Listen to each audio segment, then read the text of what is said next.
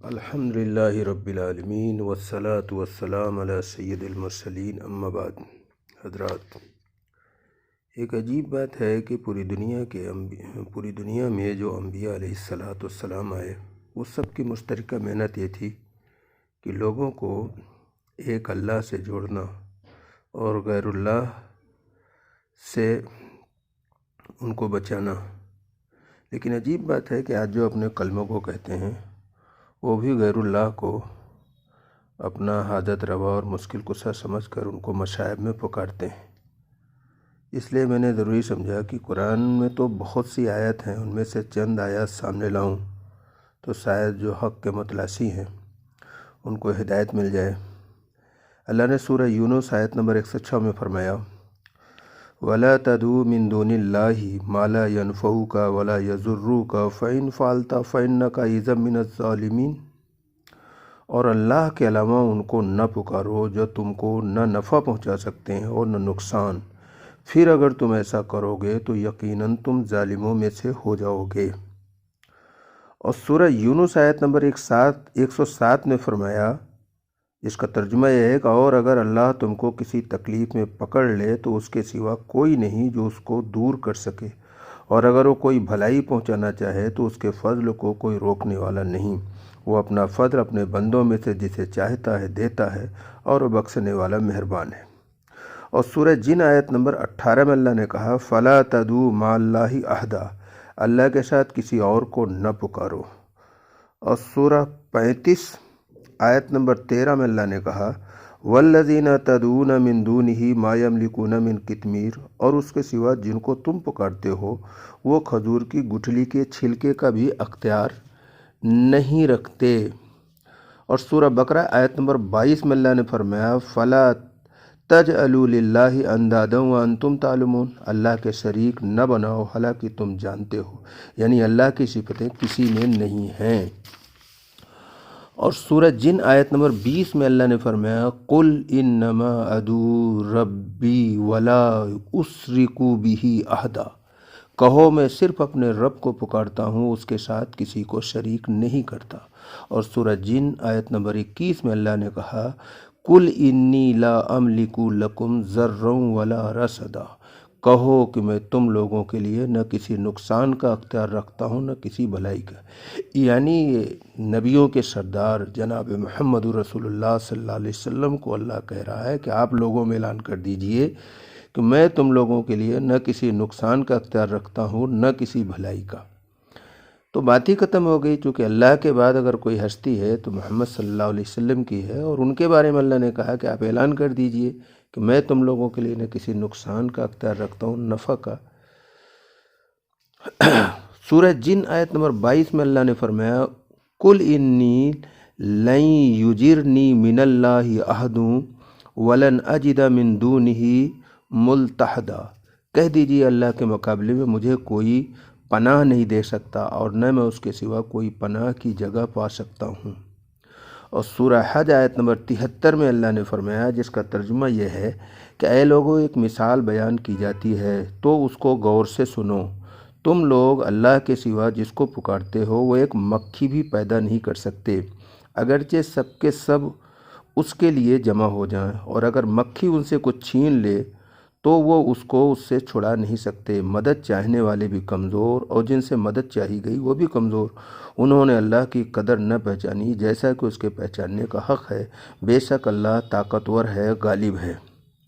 اور سورہ 46 آیت نمبر 5 میں اللہ نے فرمایا، وَمَنْ أَضَلُّ مِمَّنْ يَدْعُو مِن دُونِ اللَّهِ مَن لَّا يَسْتَجِيبُ لَهُ إِلَىٰ يَوْمِ الْقِيَامَةِ وَهُمْ عَن دُعَائِهِمْ غَافِلُونَ، اور اس سے بڑھ کر کون گمراہ ہے جو لاچاری میں اللہ کے سوا ایسے کو پکارے جو قیامت تک اس کو جواب نہ دے سکے، اور جواب دینا تو درکنار، وہ تو اس کے پکارنے سے بے خبر ہیں۔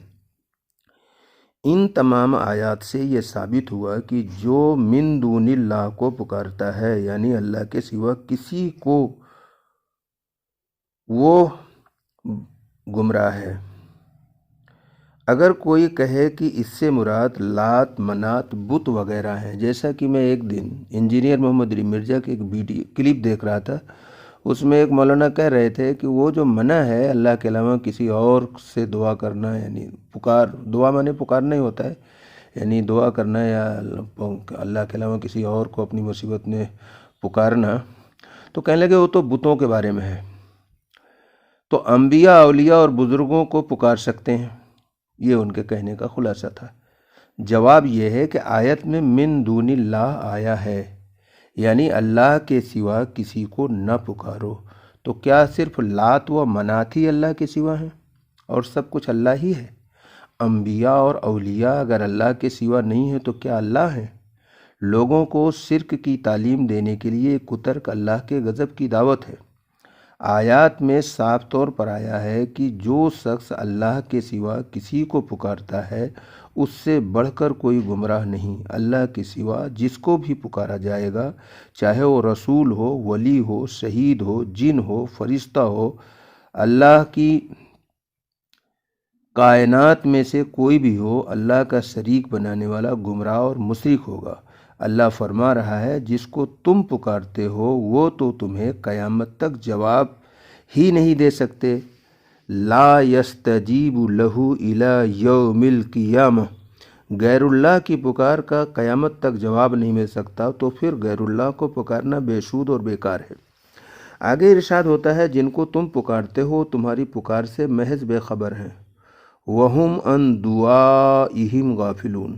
تو جو یہ عقیدہ رکھتا ہے کہ شیخ جیلانی یا مولا حضرت علی رضی اللہ تعالیٰ عنہ اور دوسرے بزرگ شہید پکار سنتے ہیں پھر انہیں مصیبتوں میں پکارتا ہے، تو کیا وہ قرآنی آیات کا جھٹلانے والا نہ ہوا؟ یقیناً وہ قرآن کی تکذیب کرتا ہے، وہ کلمہ گو ہو کر مشرک اور گمراہ ہے۔ مشرک اور گمراہ اس لیے ہے کہ وہ غیر اللہ میں خدائی صفات کو مانتا ہے کہ اللہ کی طرح بزرگ بھی دور یا نزدیک سے سنتے ہیں اور پکارنے والے ان کی نظر و خبر میں ہیں۔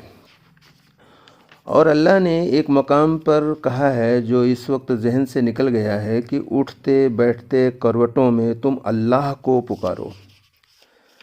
اب لوگ اس آیت کے بالکل الٹا یہ کرتے ہیں کہ وہ اللہ کو پکارنے کے بجائے وہ یا علی کہتے ہیں، یا غوث کہتے ہیں، یا وارث علی کہتے ہیں۔ یہ دوہرا اصول نہیں چلے گا کہ اگر مشرکین اپنے بزرگ کو بلائیں تو وہ کافر و مشرک ہو گئے، جہنمی ہو گئے، اور تم اپنے بزرگ کو بلاؤ تو مومن۔ اللہ کے ہاں یہ ڈبل اسٹینڈرڈ نہیں ہے۔ اللہ کے ہاں سب کے لیے ایک قانون ہے، جو بھی اللہ کے علاوہ کسی کو بلائے گا وہ گمراہ ہے اور مشرک ہے۔ اس کو سورہ فاتحہ کو ہی اگر سمجھ لیں، میں نے ایک تقریر میں اس کو لایا تھا، پھر لا دے رہا ہوں کہ ایاک نعبد و ایاک نستعین، ہم تیری ہی عبادت کرتے ہیں۔ تیری بھی نہیں کہا، ہی مانے کسی اور کی گنجائش نہیں، بھی مانے اوروں کی بھی ہو سکتی ہے۔ تو فرمایا کہ ہم تیری ہی عبادت کرتے ہیں اور تجھ ہی سے مدد مانگتے ہیں۔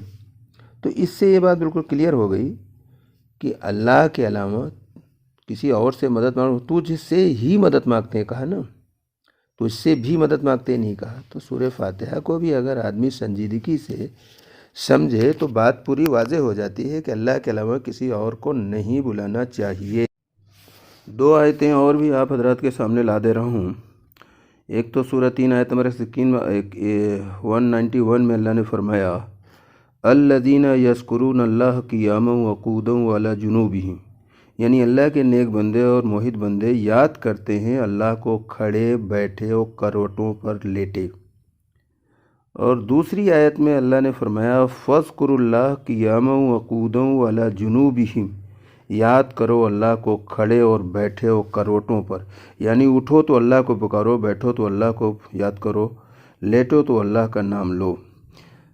انسان تین حالتوں پر رہتا ہے، کبھی کھڑا ہوتا ہے، کوئی بیٹھا ہوتا ہے اور کبھی لیٹا ہوتا ہے۔ ان تینوں حالتوں پر صرف اللہ وحدہ کو پکارو، لیکن لوگ آج یا علی کہتے ہیں، یا غوث کہتے ہیں، یا وارث علی کہتے ہیں۔ یہ سب شرک ہے اور اس سے ہم سب کو توبہ کرنا چاہیے، ورنہ موت کے بعد ہماری زندگی بیکار ہو جائے گی۔ وما علینا الا البلاغ۔